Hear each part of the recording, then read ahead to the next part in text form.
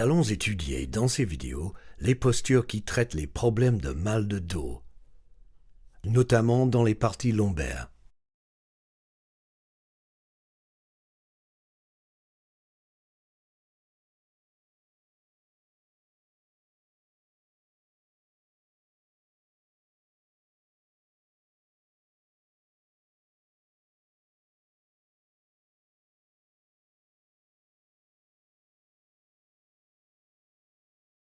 Avant de commencer, ce serait judicieux de regarder cette courte vidéo afin de visualiser les muscles du dos.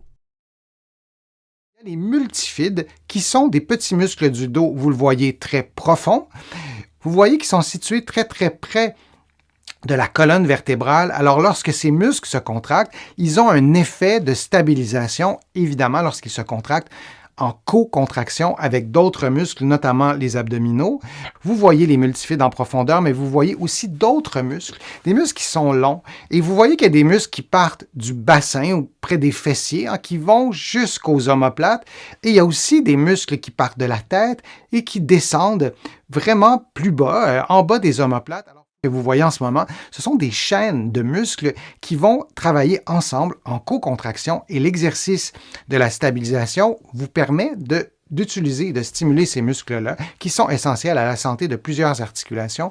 On va stimuler le transverse de l'abdomen qui est un muscle en profondeur qui stabilise le bas du dos. On va stimuler l'ensemble des abdominaux, notamment les muscles obliques, qui sont importants, encore une fois, pour les mouvements de la vie de tous les jours, mais aussi pour stabiliser toujours cette région du dos. Dans la vie de tous les jours, on fait des mouvements, on a des activités qui sont stressantes pour le bas du dos parce que c'est des activités qui sont associées à des mouvements de flexion et à des mouvements de torsion, notamment lorsqu'on passe l'aspirateur, lorsqu'on fait des travaux d'entretien ménager, souvent on est penché et on va se tourner quand on fait son lit, par exemple.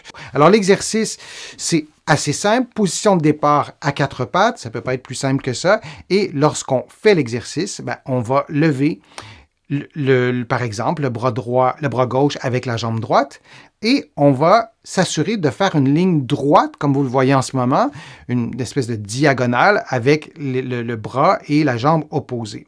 Et souvenez-vous que le bas du dos de la personne et le bassin ne bougent pas. Vous pourriez aussi garder la position quelques secondes. Donc, lorsque vous êtes en extension, gardez la position quelques secondes, ça stimulera un peu plus, et vous revenez à la position de départ.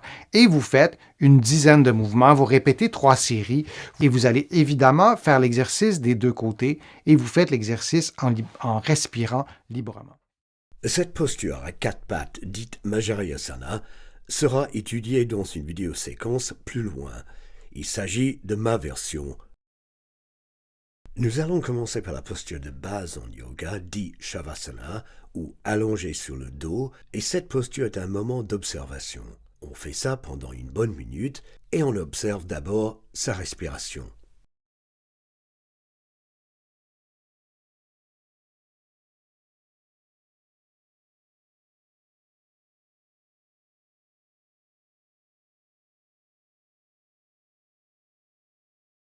Ensuite, nous allons pratiquer une contraction dite serrure ou bandha en langage du yoga. On va essayer de ramener le nombril vers la colonne vertébrale et sur l'expire, et on le pratique sur 4 temps. Ensuite, on pratique une rétention du souffle, également sur 4 temps.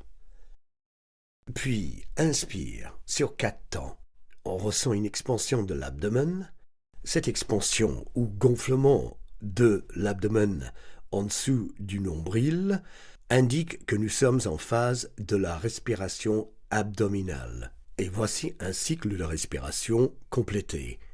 L'inspire, rétention, l'expire, et un nouveau cycle commence.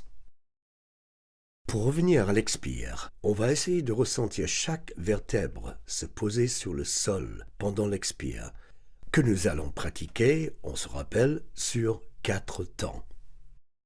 Posture ou asana numéro 2. Là, on va pratiquer tête vers genou sur l'expire, puis rétention 4 temps.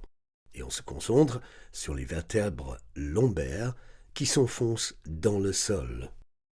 Puis, sur l'inspire, pratiquez un étirement complet du corps, des orteils jusqu'au bout des doigts, avec maintien du bassin au sol. Et sur l'expire, tout relâchez. Et nous allons pratiquer une série ou un cycle de cette posture 4 fois.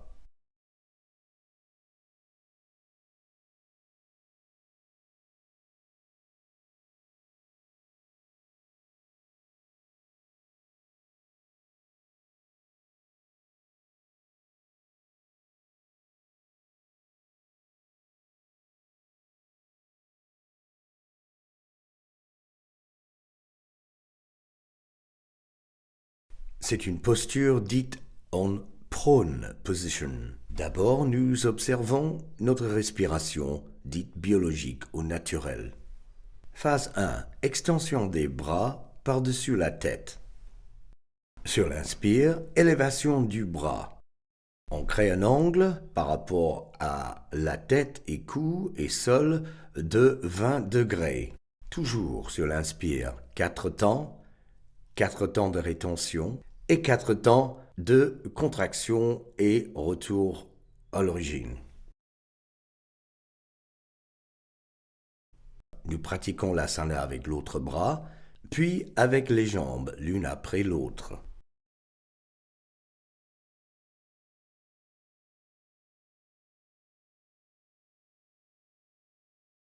Puis même pratique avec les deux jambes.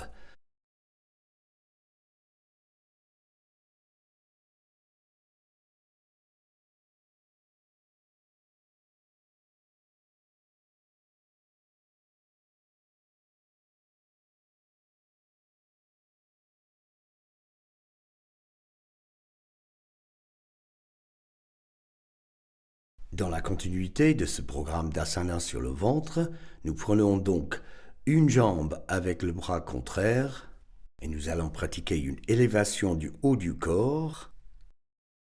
Le bras contraire libre sert comme levier, il est posé au sol.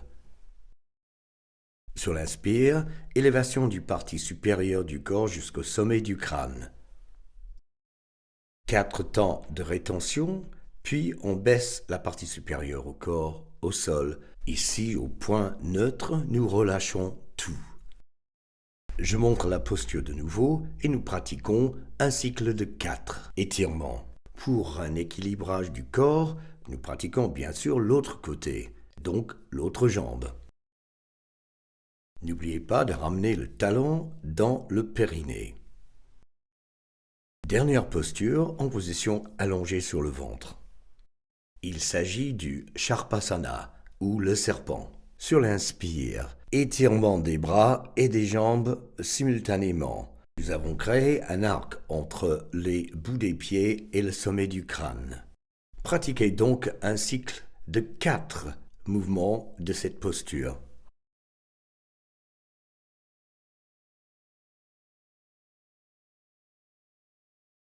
De cette posture de Sharpasana, nous revenons sur les genoux en posture du diamant, Vajrasana.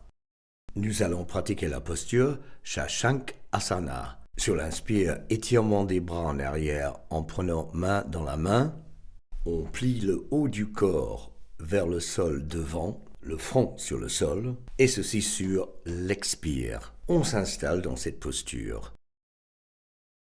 Sur l'expire, je lâche les bras, je les place devant. Je marche vers l'avant et je pose le haut du corps sur le sol et extension de la colonne vertébrale ou décompression de la colonne vertébrale dans cette posture.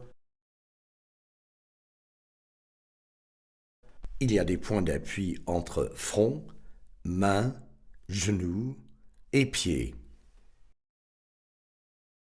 Cette posture, dite le lapin, est vraiment idéale pour décompresser les vertèbres.